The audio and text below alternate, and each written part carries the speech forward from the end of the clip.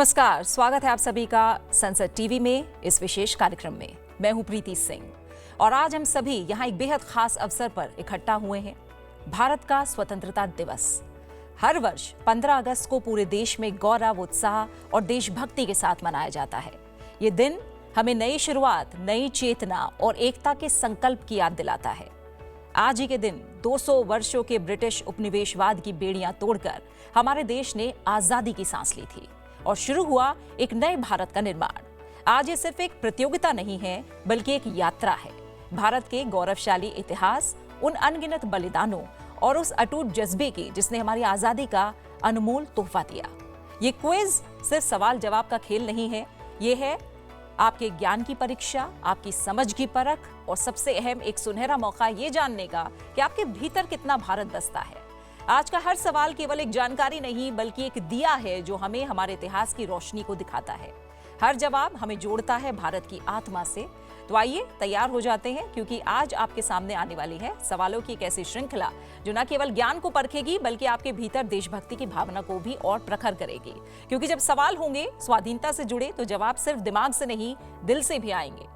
और आपको इस श्रृंखला के बारे में हम बता दें, कुल 4 एपिसोड इसमें होंगे। पहले 3 एपिसोड में से एक एक टीम चुनकर फाइनल राउंड में पहुंचेगी। और आज के पहले अंक में आइए स्वागत करते हैं हमारे उन युवा प्रतिभागियों का जो आज दिखाएंगे कि भारत का भविष्य अपने गौरवशाली अतीत को कितनी अच्छी तरह से जानता और समझता है। और सबसे पहले आपको मिलवाते हैं आज की क्विज में भाग लेने वाली हमारी शानदार टीमों से। तो टीम ए का सबसे पहले मैं परिचय करवा दूं। टीम ए का प्रतिनिधित्व कर रहे हैं गुरु गोविंद सिंह इंद्रप्रस्थ यूनिवर्सिटी के छात्र। टीम ए से मैं कहूंगी कि थोड़ा सा इंट्रोडक्शन अपने बारे में दे, अपने बारे में बताइए team A. Hello everyone, I am Anmol. I am in my second year of law at IP University. Greetings everyone, I am Palak Goyal, currently studying BA LLB from IP University. तो पलक और अनमोल, आप दोनों का बहुत बहुत स्वागत है। अब टीम बी का परिचय। टीम बी का प्रतिनिधित्व कर रहे हैं नेशनल लॉ यूनिवर्सिटी के छात्र। आइए उनसे उनके बारे में जानते हैं। Team B. Hello everyone, my name is Rudraksh Tomar. I'm a first year law student at National Law University, Delhi. Hello everyone, I am Chaitanya Ghosh. I am a first year student at National Law University, Delhi. रुद्राक्ष और चैतन्य, आप दोनों का भी बहुत बहुत स्वागत है हमारे इस कार्यक्रम में। बारी है अब टीम सी की, जो कि साउथ एशियन यूनिवर्सिटी के छात्र हमारे साथ यहाँ मौजूद हैं। टीम सी, अपना परिचय दें।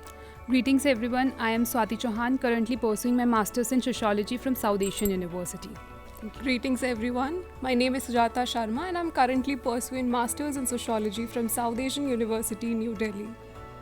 स्वाति और सुजाता, आप दोनों का भी बहुत बहुत स्वागत है। और इससे पहले कि हम क्विज की शुरुआत करें, प्रतियोगिता की शुरुआत करें, उससे पहले जो नियम है उनके बारे में आप सभी को बता देते हैं।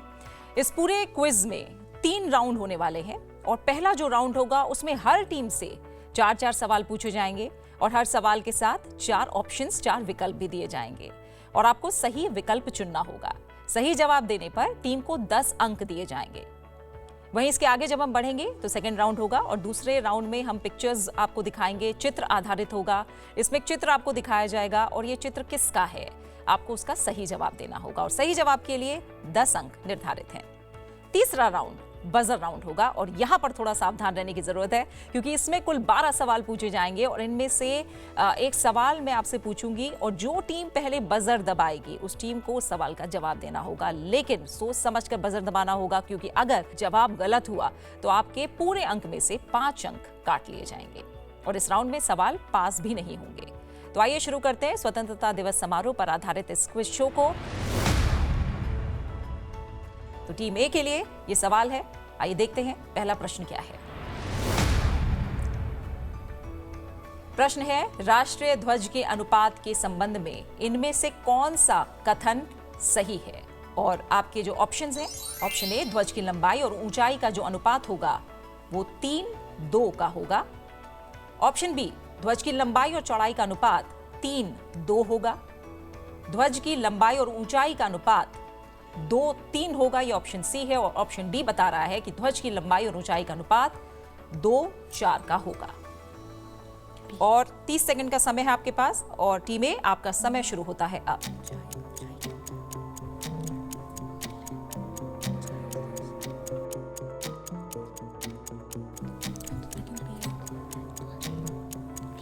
Option B, ये जो उत्तर है वो गलत है। इसका उत्तर है ऑप्शन ए। और इसके बारे में हम आपको बताएं कि भारत ध्वज संहिता 2002 जो है उसके अनुसार ध्वज की लंबाई और ऊंचाई का अनुपात 3:2 होना चाहिए। और यह अनुपात सिर्फ एक तकनीकी माप भर नहीं है, बल्कि हमारे राष्ट्रीय ध्वज की गरिमा और संतुलन का प्रतीक है, क्योंकि जब तिरंगा फहराता है तो यह अनुपात उसे देखने में सुंदर और प्रभावशाली बनाता है। तो टीमें, अगले राउंड के लिए मैं आपको शुभकामनाएं दूंगी। अब अगले सवाल की ओर बढ़ते हैं और ये जो सवाल है ये टीम बी के लिए है। तो टीम बी, हो जाइए तैयार। अगला सवाल है, इनमें से कौन स्वतंत्रता के समय, यानी हमारी आजादी स्वतंत्रता के समय, ब्रिटेन का प्रधानमंत्री था? Option A Lord Mountbatten, option B Winston Churchill, option 3 Clement Attlee और ऑप्शन डी रामसे मैकडॉनल्ड। तो ये 4 ऑप्शन आपके सामने हैं। टीम बी, आपका समय शुरू होता है अब। ऑप्शन सी क्लेमेंट एटली। टीम बी ने बिल्कुल सही जवाब दिया है। आपको बता दें कि जब भारत ने 15 अगस्त 1947 को आज़ादी की सांस ली थी, उस वक्त ब्रिटेन के प्रधानमंत्री क्लेमेंट एटली थे और ये वही नेता थे जिन्होंने ब्रिटिश संसद में भारत को स्वतंत्रता देने का निर्णय पारित कराया। उन्होंने 1945 से 1955 तक इस पद पर काम किया। एटली का कार्यकाल इतिहास में इसलिए भी खास है क्योंकि उन्हीं के नेतृत्व में भारत में जो विभाजन की प्रक्रिया थी वो शुरू हुई थी। तो यानी अगली बार जब आप भारत की आज़ादी की कहानी पढ़ेंगे तो ये याद रखिएगा कि इंग्लैंड में उस समय कौन नेतृत्व कर रहा था। बहुत बहुत शुभकामनाएं आपको टीम बी। अब अगले सवाल की ओर बढ़ते हैं और ये जो प्रश्न है ये है टीम सी के लिए। तो आपका सवाल टीम सी ये रहा आपके सामने। इनमें से कौन जून 1948 तक भारत के नए डोमिनियन का पहला गवर्नर जनरल था? आपके जो 4 ऑप्शन हैं वो आपके सामने हैं। Option A Lord Mountbatten, option B C Rajagopalachari, option C doctor BR Ambedkar और option D doctor Rajendra Prasad. आपका समय शुरू होता है अब। Option A Lord Mountbatten. तो टीम सी ने जो जवाब दिया है वो बिल्कुल सही है। उस वक्त ब्रिटेन के प्रधानमंत्री क्लेमेंट एटली थे, जैसा हमने पहले आपको बताया, और उन्हीं के नेतृत्व में लॉर्ड माउंटबेटन को भारत का अंतिम वॉइसरॉय बनाकर भेजा गया था। भारत विभाजन की प्रक्रिया तब शुरू हुई जब भारत 15 अगस्त 1947 को स्वतंत्र हुआ। तब एक डोमिनियन के रूप में अस्तित्व में आया, यानी ब्रिटिश राष्ट्रमंडल का हिस्सा, लेकिन स्वतंत्र। उस समय लॉर्ड माउंटबेटन को भारत का पहला गवर्नर जनरल नियुक्त किया गया और यही वो व्यक्ति थे जिन्होंने जवाहरलाल नेहरू को भारत के पहले प्रधानमंत्री के रूप में शपथ दिलाई थी। तो आइए अब आगे बढ़ेंगे और एक बार फिर से जो मौका है वो टीम ए को मिलेगा। लेकिन पहले राउंड में आप लोगों ने जो कोशिश की उसके लिए एक बार तालियां। और अब आगे बढ़ते हैं अगले राउंड के लिए। एक बार फिर से मैं शुभकामनाएं, ऑल द बेस्ट कहूंगी आप तीनों टीमों को। तो टीमें, आप तैयार हैं? आइए आपका सवाल देखते हैं। आपका जो सवाल है वो ये है कि इनमें से कौन सी योजना विभाजन योजना के नाम से जानी जाती है? आपके 4 ऑप्शंस हैं। ऑप्शन ए मैकाले योजना, ऑप्शन बी एटली घोषणा, ऑप्शन सी मॉन्टेग्यू चेम्सफोर्ड सुधार, ऑप्शन डी माउंटबेटन योजना। ऑप्शन डी माउंटबेटन योजना।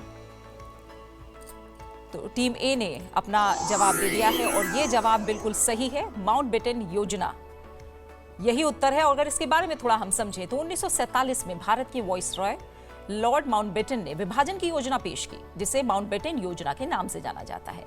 इस योजना को कांग्रेस और मुस्लिम लीग ने स्वीकार कर लिया था।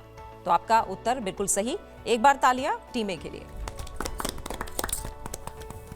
तो बहुत अच्छी शुरुआत। अब अगला प्रश्न टीम बी के लिए आएगा और आपका प्रश्न आपके सामने है टीम बी। आपका प्रश्न है, जलियांवाला बाग हत्याकांड कब हुआ था? ऑप्शन ए 10 अप्रैल 1917, ऑप्शन बी 13 अप्रैल 1918, ऑप्शन सी 9 अप्रैल 1916 और ऑप्शन डी 13 अप्रैल 1919। ऑप्शन डी 13 अप्रैल 1919। बहुत जल्दी इसका जवाब दिया है टीम बी ने और बिल्कुल आपका जो जवाब है वो सही है। जो जलियांवाला बाग हत्याकांड हुआ था वो 13 अप्रैल 1919 को हुआ था। टीम बी है, उनके खाते में एक बार और 10 अंक जाते हैं। और हम जानते हैं कि जो जलियांवाला बाग है वो हत्याकांड 13 अप्रैल 1919 को हुआ। बैसाखी का वो दिन था। हजारों लोग अमृतसर के जलियांवाला बाग में शांतिपूर्वक सभा कर रहे थे। उनका अपराध सिर्फ इतना था कि वो डॉक्टर सैफुद्दीन किचलू और डॉक्टर सत्यपाल की गिरफ्तारी का विरोध कर रहे थे। इसी दौरान ब्रिटिश ब्रिगेडियर जनरल डायर ने बिना चेतावनी दिए बाग के एकमात्र संकरे द्वार को बंद करवा दिया। अपने सैनिकों को निर्दोष लोगों पर गोलियां चलाने का आदेश दिया। 10 मिनट तक गोलियां चली, सैकड़ों लोग शहीद हुए, हजारों घायल हुए।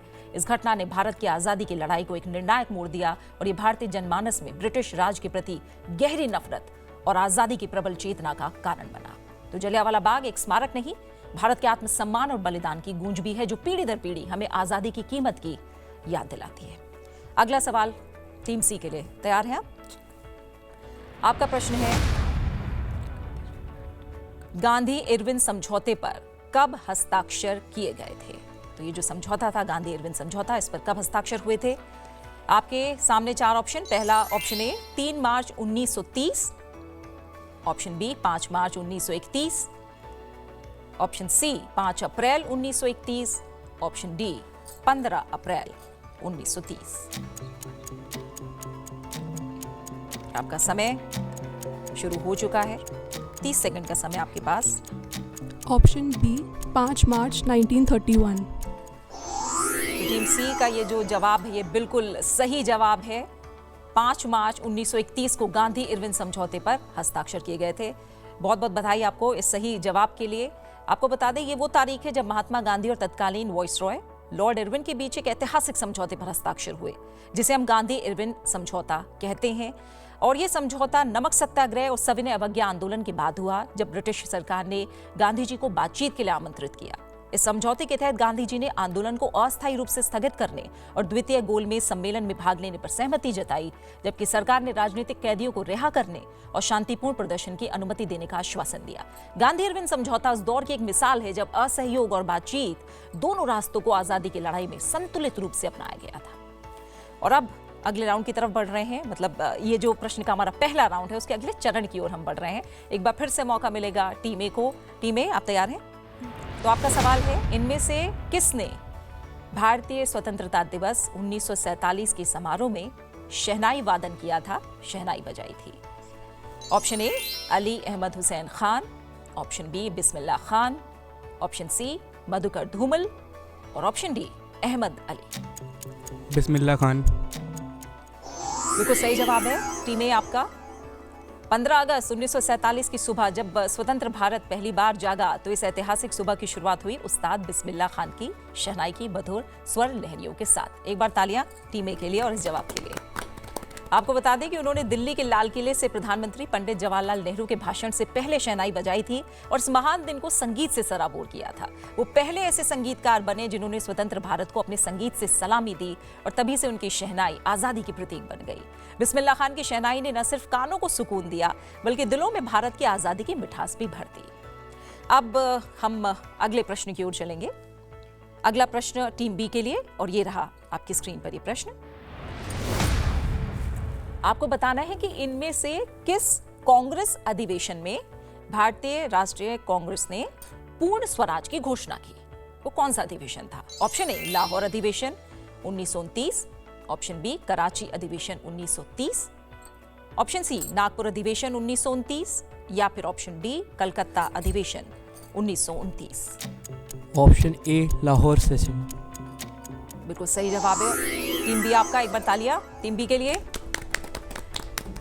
तो 1929 वो साल था जब लाहौर अधिवेशन हुआ और उसमें भारतीय राष्ट्रीय कांग्रेस ने पूर्ण स्वराज की घोषणा कर दी और इसे 26 जनवरी 1930 को लागू किया गया। लाहौर अधिवेशन 1929 भारतीय स्वतंत्रता आंदोलन का एक ऐतिहासिक मोड़ था। इस अधिवेशन में पंडित जवाहरलाल नेहरू की अध्यक्षता में पूर्ण स्वराज यानी पूर्ण स्वतंत्रता की घोषणा की गई और कांग्रेस ने फैसला लिया कि अब भारत केवल डोमिनियन स्टेटस नहीं बल्कि पूरी आजादी की मांग करेगा। और इसी अधिवेशन में तय हुआ कि 26 जनवरी 1930 को स्वतंत्रता दिवस के रूप में मनाया जाएगा और ये तिथि बाद में हमारे संविधान के लागू होने का दिन भी बनी। लाहौर अधिवेशन वो क्षण था जब भारतीयों ने आधे सिद्धांतों से आगे बढ़कर आजादी की संपूर्ण आकांक्षा को अपना लक्ष्य बना लिया। अब अगला सवाल आएगा टीम सी के लिए। तो टीम सी, आप हो जाइए तैयार। आपका जो प्रश्न है स्क्रीन पर आप देख सकते हैं। आपका सवाल है कि इनमें से किसने भारतीय स्वतंत्रता दिवस 1947 के आधिकारिक कार्यक्रमों में भाग नहीं लिया? सवाल सही से आप समझ लीजिएगा। किसने भारतीय स्वतंत्रता दिवस 1947 के आधिकारिक कार्यक्रमों में भाग नहीं लिया? Option A Sardar Vallabh Bhai Patel, option B doctor Rajendra Prasad, option C Mahatma Gandhi, option D doctor B R Ambedkar. आपका समय शुरू हो चुका है। Option C Mahatma Gandhi. तो बहुत आसानी से उत्तर दिया है टीम सी ने और ये बिल्कुल सही जवाब है। इसका उत्तर है महात्मा गांधी। आपको बताएं कि 1947 के भारतीय स्वतंत्रता दिवस के आधिकारिक समारोह में उन्होंने भाग नहीं लिया था। इसके बजाय उन्होंने दंगों के दौरान शांति को प्रोत्साहित किया और कलकत्ता में 24 घंटे का उपवास रखा। जब पूरा देश 15 अगस्त 1947 को आजादी का जश्न मना रहा था, तब महात्मा गांधी ने इन समारोह में भाग नहीं लिया। उस समय कोलकाता में सांप्रदायिक दंगे थे और बापू ने हिंसा को रोकने के लिए 24 घंटे का उपवास रखा और कहा कि मुझे जश्न में शामिल होने के बजाय लोगों के बीच शांति और प्रेम फैलाना ज्यादा जरूरी लगता है। और इसका अर्थ यही था कि गांधी जी के लिए स्वतंत्रता सिर्फ राजनीतिक नहीं थी, मानवीय और नैतिक जिम्मेदारी भी थी। तो एक बार फिर से हम तालियां तीनों टीमों के लिए बजाएंगे। बहुत अच्छा आप लोगों का जो प्रदर्शन है। अब अगले प्रश्न की ओर बढ़ते हैं। टीम ए, आपके लिए प्रश्न है और आपका सवाल है कि भारत के प्रथम फील्ड मार्शल का पद किसे प्रदान किया गया था? Option A K M. Cariappa, option B Sam Manekshaw, option C K M. Cariappa और ऑप्शन डी अर्जुन सिंह। सैम मानेकशॉ। तो जवाब टीम ने दिया है। टीम ए का जवाब बिल्कुल सही है, सैम मानेकशॉ, जिनका नाम हम सब जानते हैं। बेहद सम्मान उनके लिए। भारत के पहले फील्ड मार्शल का पद उन्हें प्रदान किया गया। फील्ड मार्शल सैम मानेकशॉ को 1973 में भारत के पहले फील्ड मार्शल की उपाधि दी गई। 1971 के भारत पाक युद्ध के समय वो सेना प्रमुख थे और उनकी रणनीति और नेतृत्व के कारण बांग्लादेश का निर्माण हुआ। अद्वितीय सेवाओं को सम्मानित करते हुए उन्हें सेना के सर्वोच्च रैंक फील्ड मार्शल से नवाजा गया। और अब तक आपको बता दें कि ये पद केवल 2 लोगों को ही मिला है, सैम मानेकशॉ और के.एम. करियप्पा। और ये पद न केवल सैन्य शक्ति का प्रतीक है, राष्ट्र सेवा की सर्वोच्च मिसाल भी है। तो एक बार हमारी जो वीर सेनाएं हैं, वीर सैनिक हैं, उनके लिए हम तालियां बजाते हैं,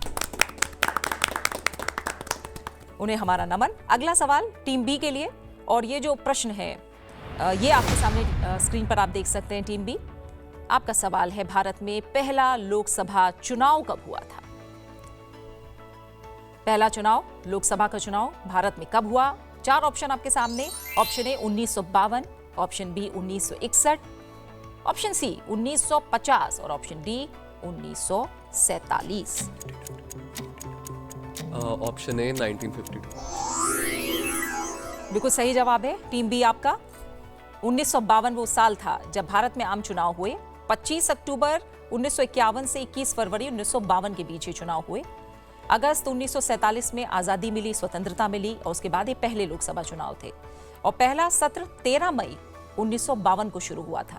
पहला लोकसभा चुनाव 25 अक्टूबर 1951 से, जैसा हमने आपको बताया, 21 फरवरी 1952 के बीच संपन्न हुआ। पहला आम चुनाव 18 करोड़ से ज्यादा मतदाताओं ने भाग लिया था। उस समय लोकसभा का पहला सत्र 13 मई को 1952 में हुआ। भारत के लोकतांत्रिक इतिहास की नींव थे ये चुनाव और इसी से हमारी संसद की विधायी प्रक्रिया औपचारिक रूप से शुरू हुई। ये चुनाव केवल प्रक्रिया नहीं, लोकतंत्र की पहली आवाज भी थी। तो अब टीम सी के लिए आएगा अगला सवाल। अगला जो प्रश्न है टीम सी आपके लिए,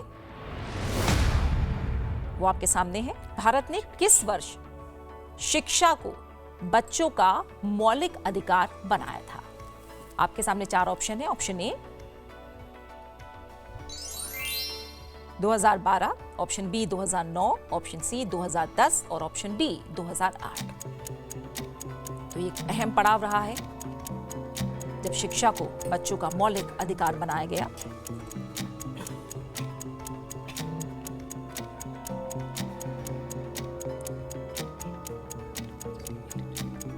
सेकंड का समय आपका चल रहा है। Option D 2008।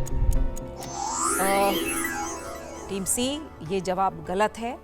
वो साल था 2010 का साल और ये वो साल था जब बच्चों को मुफ्त और अनिवार्य शिक्षा का अधिकार अधिनियम या शिक्षा का अधिकार अधिनियम, जिसे हम RTE भी कहते हैं, भारतीय संसद का एक ये अधिनियम है जिसे 4 अगस्त 2009 को अधिनियमित किया गया। जब 1 अप्रैल 2010 को ये लागू हुआ तो भारत शिक्षा को मौलिक अधिकार बनाने वाले दुनिया के देशों में से एक बन गया। तो ये जवाब भले ही गलत रहा हो, लेकिन आगे भी हमारे जो राउंड्स हैं वो काफ़ी रोचक हैं और पहला राउंड हमारा यहाँ पे ख़त्म हो रहा है, लेकिन आप लोगों का जो जोश और उत्साह है वो ठंडा नहीं पड़ना चाहिए। तो टीम ए का एक गलत जवाब रहा है इस पूरे राउंड के दौरान और टीम सी का एक गलत जवाब रहा है। मनोबल पर तो कोई असर नहीं पड़ा है टीम से? टीम ए? बिल्कुल नहीं। और टीम बी सारे सही जवाब देकर आपका मनोबल कैसा है इस समय? अच्छा। जो आप लोग के स्कोर हैं वो हम साझा कर देते हैं। टीम ए ने इस राउंड में 4 में से 3 प्रश्नों के सही उत्तर दिए थे, इसलिए उनका स्कोर होता है 30 अंक। और टीम बी वो टीम रही है इस राउंड में जिसने 4 प्रश्नों के सही उत्तर दिए, इसलिए उनका जो अंक है, जो स्कोर कार्ड है, वो है 40 का।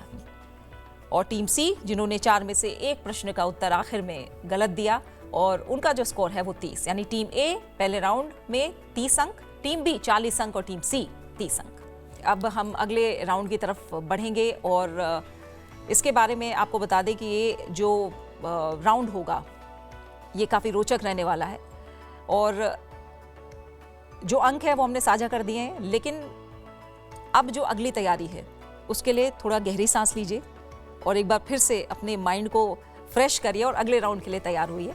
दूसरा राउंड जो है इसमें हम आपको एक चित्र दिखाने वाले हैं और आपको इस चित्र को देखना है, इन्हें पहचानना है और ये कहीं ना कहीं स्वतंत्रता दिवस से जुड़ी जो शख्सियत रही हैं, जो व्यक्तित्व रहे हैं, उनसे जुड़ा ये चित्र होगा। तो आप तीनों टीम्स तैयार हैं? आइए टीम ए आपके साथ शुरुआत करते हैं और आपके सामने ये पहला सवाल है। भारतीय स्वतंत्रता संग्राम के दर्शाए गए इस नायक का नाम क्या है? ये चित्र आप देख पा रहे हैं, स्क्रीन पर आपके सामने ये चित्र नजर आ रहा है। आपके 30 सेकंड का समय शुरू हो चुका है।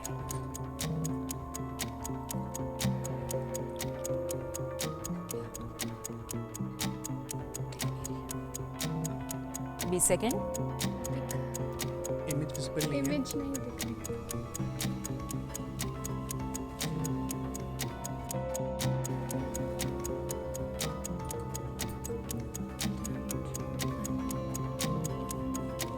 रविंद्रनाथ टैगोर। टीम ए का जवाब है रविन्द्रनाथ टैगोर, जबकि ये उत्तर टीम ए गलत है। ये जो चित्र है ये अरविंदो घोष का चित्र है। अरविंदो घोष न सिर्फ एक क्रांतिकारी थे, एक महान दार्शनिक, योगी और लेखक भी थे।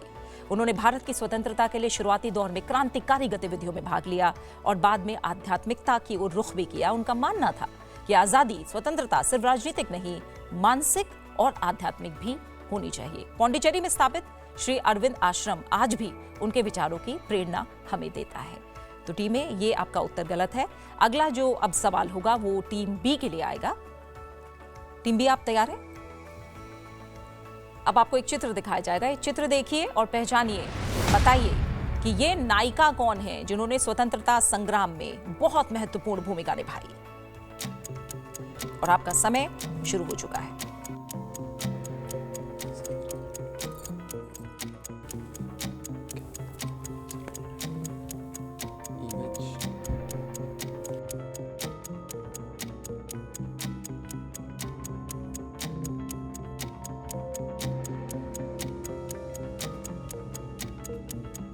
आपका समय खत्म होने वाला है, बहुत तेजी से आगे बढ़ रहा है टीम बी। सरोजनी नायडू। ये उत्तर टीम बी आपका गलत है। ये जो हमने चित्र आपको दिखाया ये कमला देवी चट्टोपाध्याय का चित्र है। कमला देवी चट्टोपाध्याय सिर्फ स्वतंत्रता सेनानी ही नहीं बल्कि भारत की सांस्कृतिक पुनर्जागरण की भी अग्रदूत थीं, जिन्होंने सविनय अवज्ञा आंदोलन में बढ़ चढ़कर भाग लिया, महिलाओं को राजनीतिक और सामाजिक आंदोलनों से जोड़ा। भारतीय हस्तशिल्प, हैंडलूम और थिएटर को अंतर्राष्ट्रीय पहचान दिलाने में उनका अमूल्य योगदान रहा। सच्चे अर्थों में क्रांतिकारी और संस्कृति की संरक्षक कमला देवी चट्टोपाध्याय थी।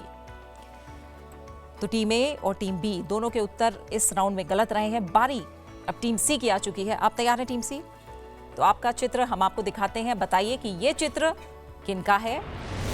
और ये जो चित्र है इन्हें हम बूढ़ी गांधी के नाम से भी जानते हैं। आपका समय शुरू हो चुका है।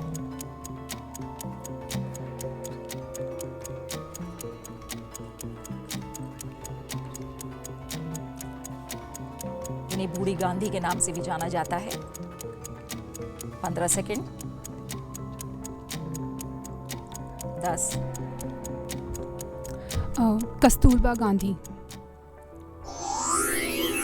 ये जवाब गलत है और दुर्भाग्यवश इस राउंड में तीनों ही टीमों ने गलत उत्तर दिए। इसका जो सही उत्तर है वो है मातंगी हाजरा। मातंगी हाजरा, जिन्हें लोग स्नेहपूर्वक बूढ़ी गांधी भी कहते थे, स्वतंत्रता संग्राम की महान नायिका थी। 73 वर्ष की उम्र में भी उनके अंदर देशभक्ति की ज्वाला कम नहीं हुई थी। 1942 के भारत छोड़ो आंदोलन के दौरान वो तिरंगा लेकर आगे बढ़ी और ब्रिटिश गोलियों का सामना करते हुए वीर गति को प्राप्त हो गई। और एक तरह से शहीद होते समय भी उनके होठों पर वंदे मातरम था। उनका साहस और बलिदान हमें याद दिलाता है कि देशभक्ति के लिए उम्र नहीं, सिर्फ जज्बा चाहिए। तो क्योंकि इस राउंड में आप तीनों ही टीमों ने सही उत्तर नहीं दिया, इसलिए आपका जो स्कोर है वो वही है जो पहले राउंड के बाद था। यानी टीम ए का स्कोर है 30 अंक, टीम बी का स्कोर है 40 अंक और टीम सी का स्कोर है 30 अंक। तो एक बार इस राउंड के लिए आप लोगों के प्रयासों के लिए जोरदार तालियां। तो आइए अब हम इस क्विज के आखिरी राउंड की तरफ बढ़ते हैं और ये होगा बजर राउंड। इस राउंड में एक सवाल तीनों टीमों से पूछा जाएगा और जो टीम पहले बजर दबाएगी उस टीम को इस सवाल का उत्तर देना होगा। लेकिन बजर दबाते वक्त थोड़ी सी सावधानी बरतनी होगी, क्योंकि सही उत्तर के लिए तो आपको 10 अंक मिल जाएंगे, लेकिन अगर आपका उत्तर गलत हुआ तो आपके अंक में से 5 अंक काट लिए जाएंगे। साथ ही प्रश्न को कोई भी टीम पास नहीं कर सकती है। तो आइए शुरू करते हैं प्रतियोगिता का सबसे दिलचस्प राउंड, बजर राउंड। तीनों टीमें तैयार हैं। जो पहला सवाल है आपकी स्क्रीन पर आप देख पाएंगे और पहला सवाल आपके सामने है, राष्ट्रीय शहीद स्मारक पंजाब में कहां स्थित है? राष्ट्रीय शहीद स्मारक पंजाब में कहां स्थित है? आपको राज्य का नाम तक बता दिया गया है, यानी पूरे देश में राज्य नहीं पूछा गया है, बल्कि एक हिंट भी है इस सवाल में कि पंजाब वो राज्य है जहां पर राष्ट्रीय शहीद स्मारक स्थित है। और समय आपका पूरा होने वाला है, क्योंकि 30 सेकंड का जो समय है वो ही आपको मिलेगा। Last 10, 6 seconds, 5, 4, 3, 2, 1। और दुर्भाग्यवश किसी भी टीम को इसका सही उत्तर नहीं पता है। इसका जो उत्तर है वो है हुसैनी वाला राष्ट्रीय शहीद स्मारक। हुसैनी वाला पंजाब इसका सही उत्तर है। फिरोजपुर जिले में ये स्थित है, वहीं जहां देश के 3 महान सपूत भगत सिंह, राजगुरु और सुखदेव को चुपचाप अंग्रेजों ने फांसी दी और रात के अंधेरे में उनका अंतिम संस्कार भी कर दिया। ये स्मारक आजादी के लिए दी गई उनकी शहादत का प्रतीक है। हर साल 23 मार्च को यहाँ श्रद्धांजलि समारोह होता है, देश के युवाओं को देशभक्ति की प्रेरणा देता है और ये भूमि आज भी वीरता की गवाही देती है। तो अब जो तमाम दर्शक हैं और जो छात्र यहाँ मौजूद हैं, इसे हमेशा याद रखेंगे कि हुसैनी वाला राष्ट्रीय शहीद स्मारक जो कि फिरोजपुर जिले में पंजाब के स्थित है, ये राष्ट्रीय शहीद स्मारक पंजाब में है। तो आगे अगला प्रश्न, और हम पूरी उम्मीद करते हैं कि ये जो प्रश्न है इसका उत्तर आप सभी को पता हो और जो पहले बजर दबाएगा उसे उत्तर देने का मौका मिलेगा। तो अगला जो सवाल है, दूसरा प्रश्न बजर राउंड का, स्क्रीन पर आप देख पाएंगे। प्रश्न है, भारत स्वतंत्रता अधिनियम 1947 को जो ब्रिटिश सम्राट थे, उस समय राजा थे, उन्होंने कब मंजूरी दी थी? कौन सी वो तारीख थी? समय आपका शुरू हो चुका है। 30 सेकंड का समय, प्रश्न पूछते ही आपका समय 30 सेकंड का शुरू हो जाता है। 20 सेकंड अब बचे हैं आपके पास।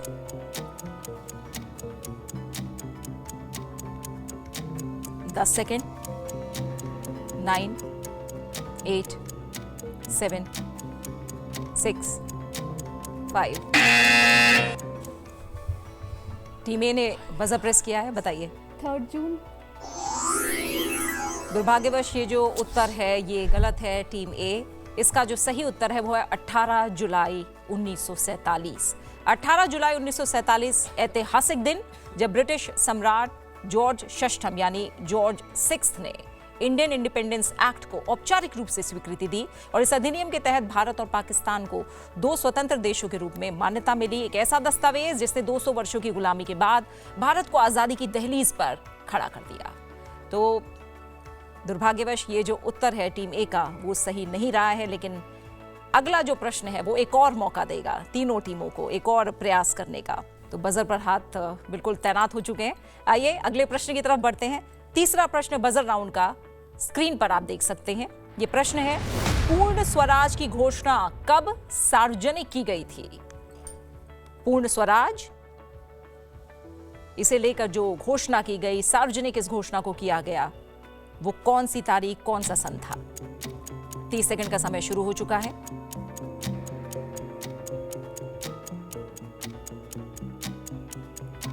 बीस सेकंड से कम का वक्त अब बचा है।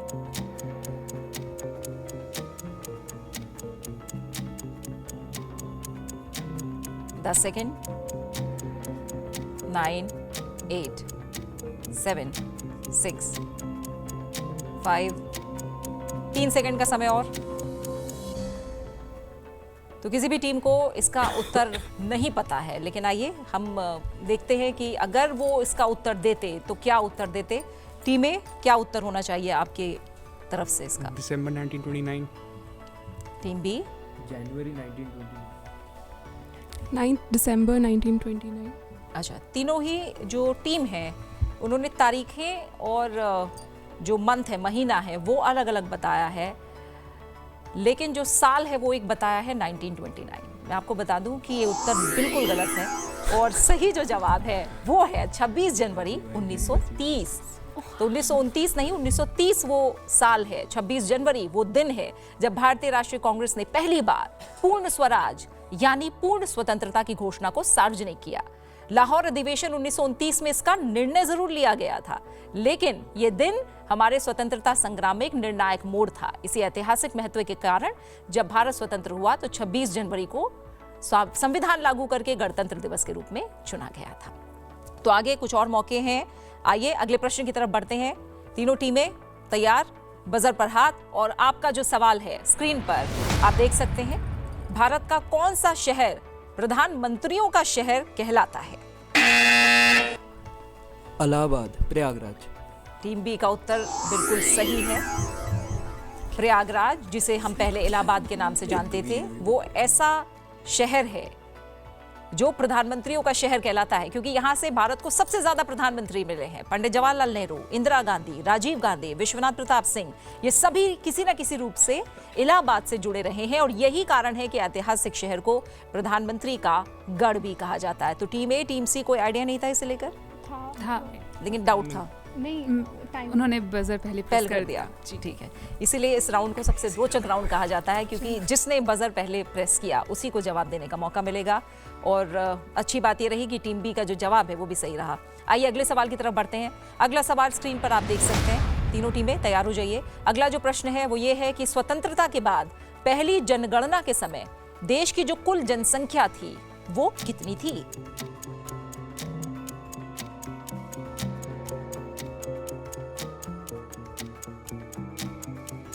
बीस सेकंड का समय और बचा है तीनों ही टीमों के पास।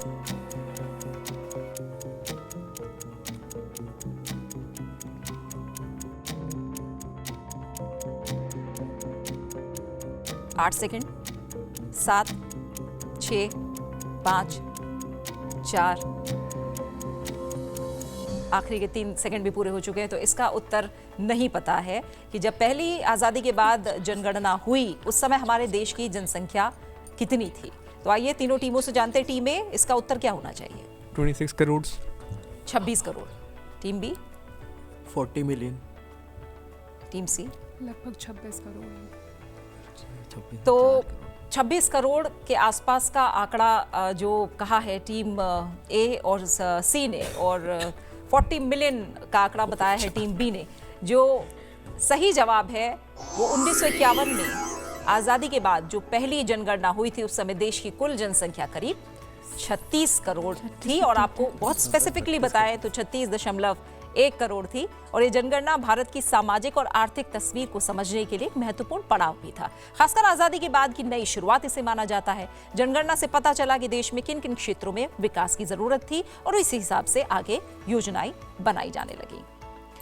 अब अगले सवाल का समय हो चुका है, तीनों टीमें तैयार हैं। अगला सवाल आपकी स्क्रीन पर आप देख सकते हैं, और आपका जो प्रश्न है वो ये है कि ब्रिटिश शासन के दौरान अखबारों पर सबसे ज्यादा कौन सा कानून लगाया जाता था? टीम ए ने पहले बजर प्रेस किया है वर्नाक्युलर प्रेस एक्ट। और टीम ए का जो उत्तर है वो बिल्कुल सही है। टीम ए के लिए ताली, उत्साह। देखिए, कोशिश करेंगे, प्रयास करेंगे, तभी कामयाबी नाकामयाबी तय होगी, और प्रयास लगातार टीम ए कर रही है, और उनका जवाब इस समय सही भी है। भारतीय दंड संहिता की धारा 124A वर्नाकुलर प्रेस एक्ट 1878 ये लगाया जाता था। ब्रिटिश सरकार ने स्वतंत्रता आंदोलन को दबाने के लिए प्रेस पर कड़े कानून लगाए थे।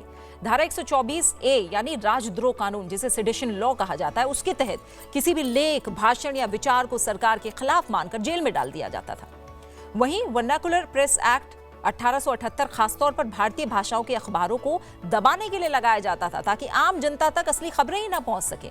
ये कानून भारतीय स्वतंत्रता संग्राम में सच को छिपाने और आवाजों को दबाने का बड़ा हथियार था, जिसे इस्तेमाल किया जाता था।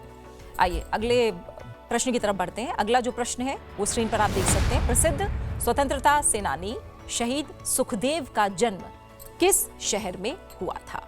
तो ये प्रश्न आपके सामने है। समय आपका लगातार चल रहा है। प्रश्न पूछते ही 30 सेकंड का समय शुरू हो जाता है, और 20 सेकंड से कम का समय अब आपके पास है। प्रसिद्ध स्वतंत्रता सेनानी शहीद सुखदेव का जन्म किस शहर में हुआ था? 10 सेकंड से कम का समय, 5 सेकंड से कम का समय है, और किसी भी टीम ने बजर प्रेस नहीं किया है। लेकिन मैं इतना तो श्योर हूं, इतना जानती हूं कि आप लोगों में से टीम को सही उत्तर तो पता होगा, किसी न किसी टीम को। टीम सी, आप बताइए क्या उत्तर होना चाहिए इसका? Amritsar. Team B? Hussain Nagar. Team C और टीम ए? फिरोजपुर। तो उत्तर सही नहीं है, लेकिन जो राज्य है वहां तक पहुंचे हुए हैं टीम के लोग, और इसका जो सही उत्तर है वो है लुधियाना। शहीद सुखदेव का जन्म पंजाब के लुधियाना शहर में हुआ था। वो भगत सिंह और राजगुरु के साथ लाहौर षड्यंत्र केस में फांसी पर चढ़े। देश की आजादी के लिए उनकी कुर्बानी आज भी युवाओं को प्रेरित करती है। उनका साहस, दृढ़ संकल्प स्वतंत्रता संग्राम का एक स्वर्णिम अध्याय है। तो अगले सवाल के लिए तीनों टीमें तैयार हैं। आइए अगला प्रश्न देखते हैं। स्क्रीन पर आप देख सकते हैं अपना प्रश्न। अलीगढ़ मुस्लिम विश्वविद्यालय की स्थापना किसने की थी? अलीगढ़ मुस्लिम यूनिवर्सिटी, इसकी स्थापना किसने की थी? 30 सेकंड का समय प्रश्न पूछते ही शुरू हो चुका है। 20 सेकंड से कम का समय।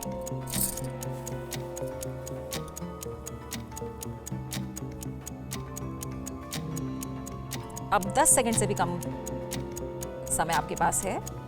7, 6, 5, 4, 3, 2, 1। इस प्रश्न का उत्तर भी किसी भी टीम को नहीं पता है, लेकिन तीनों टीमों से पूछते हैं कि अगर उन्हें उत्तर देना होता तो वो क्या उत्तर देते। अभी उत्तर इसलिए नहीं दिया गया क्योंकि अगर बजर दबाकर गलत उत्तर होता तो 5 अंक सीधे सीधे कट जाते, इसलिए सावधानी बरती है तीनों ही टीमों ने। टीम ए इसका उत्तर क्या होना चाहिए? Syed Ahmed Khan. Team B? Syed Ahmed Ali. Team C? Ahmed. Team A का उत्तर बिल्कुल सही है।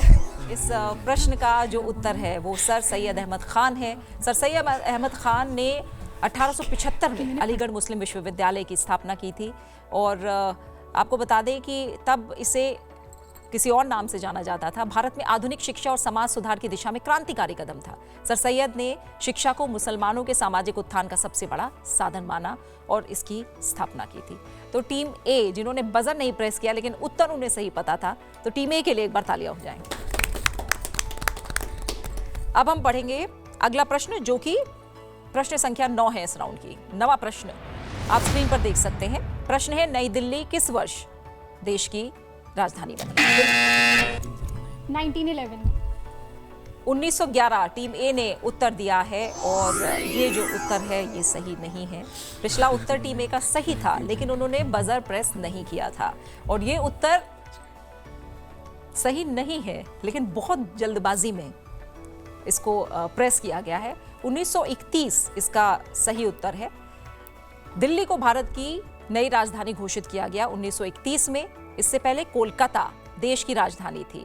नई दिल्ली को विशेष रूप से ब्रिटिश शासन के दौरान डिजाइन किया गया और इसकी योजना जो प्रसिद्ध आर्किटेक्ट थे एडविन लुटियंस और हर्बर्ट बेकर ने बनाई थी। और अब बढ़ेंगे अगले सवाल की ओर।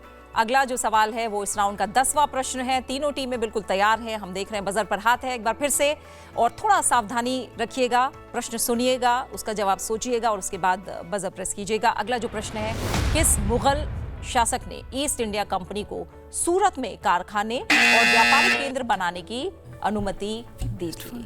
टीम सी ने पहले बजर प्रेस किया है। टीम सी, इसका उत्तर क्या होगा? It's Ahmed Shah. और ये जो जवाब है टीम सी, ये गलत जवाब है। इसका उत्तर कुछ और है। टीम ए, आप बताना चाहेंगे? अंक नहीं मिलेंगे, लेकिन हम आपसे पूछ लेंगे। Team B, Shahjahan. Team A का उत्तर सही है। टीम ए थोड़ा सा जो उत्तर उनके सही हो रहे हैं उसमें उनका बजर प्रेस नहीं हो रहा है, लेकिन जो उत्तर गलत था उन्होंने उसमें पहले बजर प्रेस किया था। लेकिन कोई नहीं, अभी 2 और सवाल हैं। तीनों ही टीमें, टीम ए, टीम बी और टीम सी को मेरी तरफ से शुभकामनाएं हैं और बेस्ट विशेस हैं कि आगे जो 2 सवाल हैं उनमें आप लोग अच्छा प्रदर्शन करें। अगला सवाल आप टीवी स्क्रीन पर देख पाएंगे और ये जो सवाल है आपको हम बता दें, इसके पहले जो हमने आपसे सवाल पूछा था उसका उत्तर जहांगीर है। मुगल सम्राट जहांगीर ने 1612 में अंग्रेजों को सूरत में व्यापार की अनुमति दी। इसके बाद ईस्ट इंडिया कंपनी ने वहां पहला कारखाना और व्यापारिक केंद्र स्थापित किया। यह घटना भारत में अंग्रेजों के शासन की शुरुआत का आधार बनी, जो धीरे धीरे व्यापार से हुकूमत की ओर बढ़ गई। अब हम अगले प्रश्न को दिखा रहे हैं। अगला जो प्रश्न है वो है, सती प्रथा को समाप्त करने के लिए कौन से समाज सुधारक प्रसिद्ध हैं? टीम सी ने पहले बजर प्रेस किया है, बताइए। It's Raja Ram Mohan Rai. उत्तर सही है, राजा राम मोहन राय। और राजा राम मोहन राय को भारतीय पुनर्जागरण का जनक कहा जाता है। सती प्रथा जैसे क्रूर सामाजिक रिवाज के खिलाफ आवाज उठाई, जिसमें पति की मृत्यु के बाद पत्नी को उसकी चिता में जिंदा जला दिया जाता था। और राजा राम मोहन राय ही वो थे जिनके अथक प्रयासों के कारण British governor general Lord William Bentinck ने सती प्रथा को 1829 में कानून के जरिए खत्म किया। राजा राम मोहन राय एक साहसी समाज सुधारक थे जिन्होंने महिलाओं के अधिकारों की नींव रखी। एक बार मैं फिर से कहूंगी, गहरी सांस लीजिए, थोड़ा दिमाग को शांत करिए और इस सवाल का जवाब देने के लिए आप सभी तैयार हो जाइए। तो तैयार हैं आप लोग अगले के सवाल के लिए? अगला जो प्रश्न है वो आपकी स्क्रीन पर आप देख सकते हैं और ये प्रश्न है, मैं नास्तिक क्यों हूं? मैं नास्तिक क्यों हूं? प्रश्न पूरा नहीं सुनना आपको। टीम सी, बताइए क्या जवाब है? Nathuram Godse. ये जवाब गलत है, इसीलिए मैंने कहा था कि थोड़ी तैयारी कीजिए और प्रश्न पूरा सुनिए, उसके बाद बजर प्रेस कीजिए। प्रश्न पूरा सुनना चाहते हैं या पहले ही जवाब देना चाहते हैं? टीम ए और टीम बी? पहले प्रश्न जानना है? टीम ए, क्वेश्चन सुनने पहले। तो सवाल पूरा सुनिए। मैं नास्तिक क्यों हूं? आपने सवाल समझा क्या था टीम सी? क्या सवाल होगा? This book. चलिए, प्रश्न यही है, मैं नास्तिक क्यों हूं? ये लेख किस भारतीय स्वतंत्रता सेनानी ने लिखा था? भगत सिंह। टीम ए, कोई आइडिया नहीं. टीम बी का जवाब सही होता अगर वो बजर प्रेस करते। इसका जवाब है भगत सिंह। भगत सिंह ने मैं नास्तिक क्यों हूं शीर्षक से प्रसिद्ध लेख लिखा था, जिसे उन्होंने 1930 में जेल में रहते हुए लिखा। इस लेख में उन्होंने तर्क और विवेक के आधार पर ईश्वर की धारणा को चुनौती दी और कहा कि क्रांति सिर्फ राजनीतिक नहीं, बौद्धिक भी होनी चाहिए। तो इसी के साथ जो बजर राउंड है हमारा वो यहाँ पर खत्म होता है और टीम बी को बहुत ज़्यादा उत्साह था राउंड खत्म होने से पहले ही अपने अंकों को जानने का। तो क्या लग रहा है टीम बी, आप कितने अंक मिले होंगे आपको? 50-50। टीम सी 35. टीम ए 30। तो टीम ए ने अपने स्कोर बिल्कुल सही गेस किए हैं। टीम ए का जो स्कोर है वो है 30 अंक, यानी 30 पॉइंट्स टीम ए को मिले हैं। टीम सी थोड़ा ज़्यादा उत्साह, थोड़ा सा ज़्यादा 5 अंकों का रह गया है, लेकिन आपके जो अंक है वो 30 ही है। तो टीम सी के स्कोर भी 30 हैं और इस प्रतियोगिता की यानी आज की जो विनर है वो है टीम बी, जिनका स्कोर है 50 अंक। तो हमारी तरफ से बहुत बहुत बधाइयाँ टीम बी को। और टीम बी ने 50 अंकों के साथ जो है वो फाइनल राउंड के लिए क्वालिफाई किया है। वो फाइनल राउंड की ओर आगे जाएंगे। जैसा हमने आपको बताया था कि कुल 4 राउंड्स होंगे और चौथा जो राउंड होगा वो फाइनल राउंड होगा और 3 जो राउंड होंगे यानी आज पहला हुआ, इसके बाद दूसरा और तीसरा, इसमें जो भी विनर्स होंगी टीम वो फाइनल राउंड की तरफ जाएंगी। तो एक बार बहुत शुभकामनाएं और एक बार फिर से तालियां टीम बी के लिए, इस जीत के लिए बहुत बहुत शुभकामनाएं। और तीनों का स्कोर हमने बता दिया है और उत्साह जो था वो तीनों टीमों का कम नहीं था और विजेता ज़रूर टीम बी रही है, लेकिन जो हौसला, जो जोश और जो कोशिश रही है टीम ए और टीम सी की भी, उसके लिए भी हमारी तरफ से बहुत बहुत शुभकामनाएं। तो आप दोनों के लिए भी एक बार तालियां। तो आज का जो दिन है वो वाकई खास रहा। जिस तरह हमारे प्रतिभागियों ने इतिहास की गलियों में झांककर आज़ादी के उन अनसुने अध्यायों को पहचाना है वो सराहनीय है। हर सवाल के पीछे एक कहानी थी और हर जवाब में छुपा था भारत के स्वतंत्रता संग्राम का गर्व। आप सभी टीमों का, सभी होनहार छात्रों का बहुत बहुत धन्यवाद। जो नेशनल लॉ यूनिवर्सिटी की जो टीम है वो अब फाइनल राउंड की तरफ जा रही है और जो प्रतिभागी गुरु गोबिंद सिंह इंद्रप्रस्थ यूनिवर्सिटी और साउथ एशियन यूनिवर्सिटी के जो प्रतिभागी रहे उनको भी हमारी तरफ से बहुत बहुत धन्यवाद। सभी प्रतिभागियों ने अपने ज्ञान, समझ और देशभक्ति से हमें प्रेरित किया है। तो आज की विजेता टीम सीधे फिनाले में पहुंच रही है, लेकिन हार या जीत से ऊपर है ये भावना कि हम सब ने मिलकर भारत के इतिहास को याद किया, जाना, सराहा। आज़ादी सिर्फ एक दिन नहीं है, सोच है, एक संघर्ष है और एक सतत जिम्मेदारी है। उम्मीद करते हैं कि आप भी इस ज्ञान यात्रा में हमारे साथ बने रहेंगे, क्योंकि अगला एपिसोड लेकर हम जल्दी आएंगे, नई टीमों के साथ, नए सवालों को लेकर आएंगे और फिर एक फाइनलिस्ट को भी हम लेकर आएंगे। तो मिलते हैं अगले एपिसोड में, तब तक के लिए जय हिंद, वंदे मातरम।